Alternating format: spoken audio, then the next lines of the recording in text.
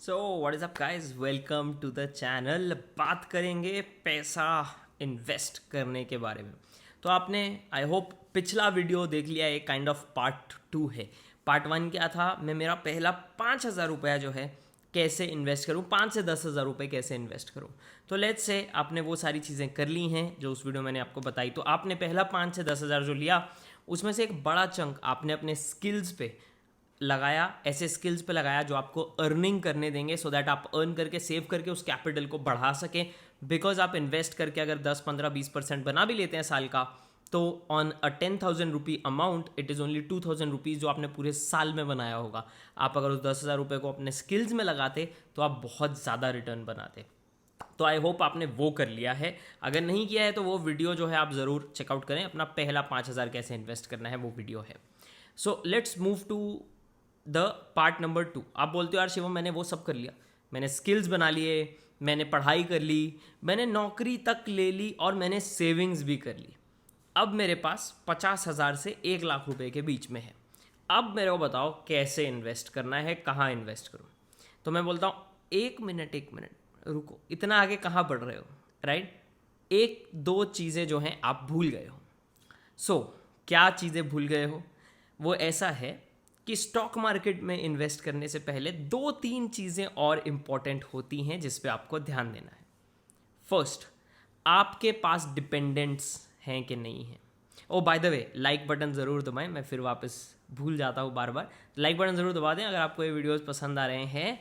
And आगे बढ़ते हैं, बात करते हैं। आई होप आपने लाइक बटन जो है दबा दिया है ना। अगर आपको वीडियो स्लो लगता है आप 2x पे देख सकते हैं। सो डिपेंडेंसीज आपके ऊपर कितनी हैं? क्या आपके बीवी बच्चे हैं? क्या आपके पेरेंट्स आपके ऊपर डिपेंडेंट हैं? अगर द आंसर इज येस, तो आपको दो चीज़ों का यहाँ पे ध्यान देना है। First of all, term life insurance. And please multiple वाले प्लान्स मत देखें। ये टर्म इंश्योरेंस भी देगा पर ये एक इन्वेस्टमेंट प्रोडक्ट भी है, वहाँ पे फटका लगता ही लगता है। वहाँ का अगर आप रिटर्न देखो तो एफडी से भी बुरे टाइप के रिटर्न्स आपको मिलते हैं। सो प्लीज़ उस तरह के प्रोडक्ट्स में मत पड़ें। जो जिस प्रोडक्ट का काम है सिर्फ उतना ही काम करने वाला प्रोडक्ट आप एक्सप्लोर करें। टर्म इंश्योरेंस मतलब टर्म इंश्योरेंस, यानी कि भगवान ना करे आपको कुछ हो जाए तो आपके जो डिपेंडेंट्स हैं उनको कुछ पैसा मिलेगा। अब वो आप कैसा अमाउंट आपको ठीक लगता है आप कर सकते हैं, but my personal recommendation is कि 50 लाख की range is very very good. And by chance भगवान ना करे कुछ ऐसा हो जाए, 50 लाख का जो अमाउंट है वो आपकी, स्पेशली अगर फैमिली में डिपेंडेंट्स हैं, मिनिमम 50 लाख अमाउंट, उससे उनको काफ़ी जो है राहत मिलने का चांस यहाँ पे हो जाता है। सो वो बहुत इंपॉर्टेंट चीज़ है। अगर ऐसा है तो टर्म इंश्योरेंस इज़ वन। अगर आपके पेरेंट्स आपके ऊपर डिपेंडेंट हैं या उनका जैसे पेंशन नहीं है या जॉब नहीं है, इस तरह का कुछ है, तो मेडिकल इश्यूज़ के लिए हेल्थ इंश्योरेंस। हेल्थ इंश्योरेंस में आप फैमिली प्लान एक्सप्लोर करें। यहाँ पे हेल्थ इंश्योरेंस आपका, आपकी वाइफ का या आपका अकेले का एंड पेरेंट्स का, इस तरह से आप उसको प्लान कर सकते हैं। सो आप अगर टर्म इंश्योरेंस और हेल्थ इंश्योरेंस की बात करें तो 20-25 हज़ार रुपये के आसपास ही आपको पर ईयर से स्टार्ट हो जाएगा आपका। अच्छा जो आपको स्टार्ट मिल जाएगा इसका सब्सटेंशियल।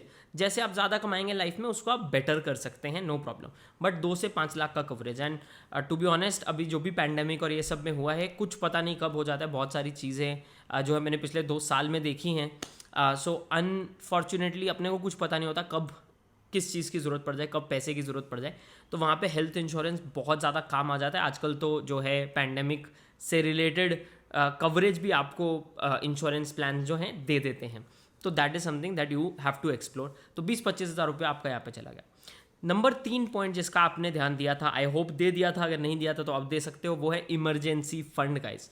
इमरजेंसी फंड में आपका जो महीने का खर्चा है, एंड महीने का खर्चा मतलब पार्टी वगैरह वाला खर्चा मिलाकर नहीं, बेयर बोन्स खर्चा, यानी कि मान लो आपकी एकदम आप कुछ भी नहीं अलग से खरीदते हो, जो घर का रेंट है, खाने पीने का खर्चा है, ग्रोसरीज का खर्चा है, सफाई वगैरह का, बिजली का खर्चा है, उतना जो मिला के एक अमाउंट आता है ना मोटा मोटा, वो अमाउंट का 6 गुना, 6 महीने से लेके 12 महीने के हिसाब से। सो अगर आपका मान लो महीने का खर्चा 50,000 रुपये है, तो 6 महीने के हिसाब से आपको 3 लाख साइड पे सेव करना ही करना है कंपलसरी। अब फर्स्ट जो चीज़ आपको करनी है, मैंने इंश्योरेंस का आपको बता दिया। फर्स्ट चीज़ before going to the market जो आपको करनी है वो है इमरजेंसी फंड आपको तैयार करना है। तो ये है स्टेप 2, एक्चुअल स्टेप 2। क्योंकि जब आपके पास 6 महीने का इमरजेंसी फंड तैयार हो जाएगा, यहाँ पे भी हम सेम प्रिंसिपल अप्लाई करेंगे गाइज, बिकॉज हम बात कर रहे हैं यहाँ पे 50,000 60,000 रुपये के लिए। एंड अगर आप इनफैक्ट 1,00,000 रुपये की भी मैं बात करूँ, 1,00,000 रुपये भी आप मार्केट में लगाते हैं, उसमें मार्केट रेट ऑफ रिटर्न आपको मिल जाता है जो कि 15 से 20% भी मिल जाता है। Market rate of return is 12%, but average अगर 12 से ऊपर भी ले लो, 15% भी मिल गया, मान लो 20% भी मिल गया, you are looking at a 20,000 rupees for that year. Not bad, very good return. But 20,000 में कैसे होगा, राइट? तो आज भी हम देखेंगे कि ज़्यादा फ़ायदा किसका है। तो हम देखेंगे इमरजेंसी फंड। इमरजेंसी फंड का क्या है? मेंटल फ़ायदा। आप अपने जॉब पे बहुत ध्यान से ध्यान दे सकते हो, आपको प्रेशर में नहीं रहना पड़ेगा। नौकरी चली गई तो क्या होगा, मैं बीमार हो गया तो छुट्टी नहीं ले सकता। बहुत सारे लोग जो हैं उनको फीवर होता है पर वो छुट्टी नहीं ले पाते ऑफिस से, क्योंकि they can not afford to take even a single day off. अगर लिया तो जो उनके छुट्टी का जो पेमेंट है वो कट जाएगा और घर नहीं चल पाएगा। Very important. तो वो सब चीज़ों से आप दूर हो जाते हो, आप अच्छे से काम पे फोकस कर पाओगे। एंड जब आप मेंटल प्रेशर में नहीं हो किसी लोन के या किसी इस तरह की चीज़ के, जो रिलैक्स्ड फील आपको यहाँ पे होगा, एंड आप अच्छे से काम कर पाओगे, अपना रिलेशनशिप बेटर कर पाओगे, अपनी हेल्थ बेटर कर पाओगे, that is unlimited return. Again हम कंपेयर कर रहे हैं कि अपॉर्चुनिटी कॉस्ट क्या है। स्टॉक मार्केट में लगाया तो मेरा क्या मिस हो रहा है, राइट? सो इमरजेंसी फंड। नेक्स्ट स्टेप 2.5, ठीक है। स्टेप 3 के लिए एक नया वीडियो और आएगा जिसमें हम पूरा डेप्थ में इक्विटी इन्वेस्टिंग की बात करेंगे। बट ये स्टेप 2.5 है, बहुत ही ज़्यादा इंपॉर्टेंट है। इसके लिए आप लाइक भी ज़रूर दबा ही दें।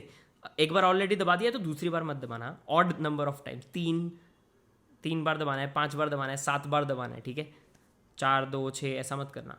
सो 2.5 में आता है गाइस लोन्स। अगर आपके ऊपर कोई लोन है, अगर आपके ऊपर कोई क्रेडिट कार्ड का लोन है जो कि बहुत ही ज़्यादा हाई इंटरेस्ट लोन होता है, 40% का रिटर्न वहाँ पे क्रेडिट कार्ड कंपनीज आपसे जनरेट करती हैं, या आपके ऊपर घर का कोई लोन है, वो घर का लोन का पॉइंट ऐसा है कि वो तो लॉन्ग टर्म ही चुकेगा, तो उसके चक्कर में इन्वेस्टिंग बंद नहीं करनी चाहिए। बट अगर कोई कंज्यूमर लोन है, बाय नाउ पे लेटर, इस तरह की कोई चीज़ें हैं, तो जो आपके पास एक्स्ट्रा फंड आता है उससे वो क्लोज करने की कोशिश करें।